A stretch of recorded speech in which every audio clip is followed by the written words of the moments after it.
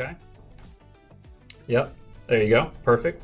And so I'm holding that, and then I'm going to bring my thumb to my index finger.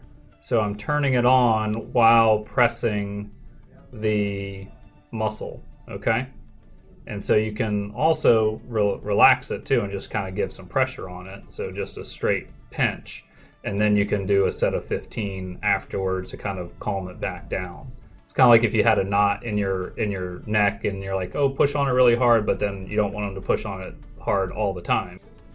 So this is working the opposite one, yeah. So that's working the one back here, like that, okay.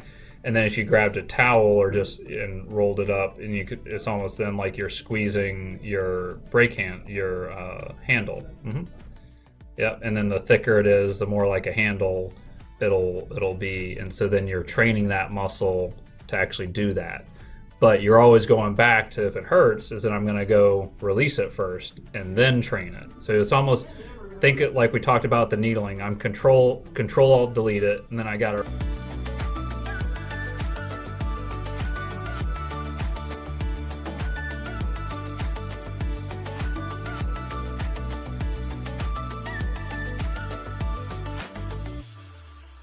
It's a matter of which one of these muscles is being pulled on. So I'm showing you on the screenshot of where some muscles are, and now that you understand the premise behind the treatment, is then you can kind of play around with it and see what's going to help it the most, if that makes sense. Now we're getting that position again, and go ahead and resist yourself down low. Try to push up there again. All right, and bring it up a little bit. There you go. Now resist there. Is that one still good?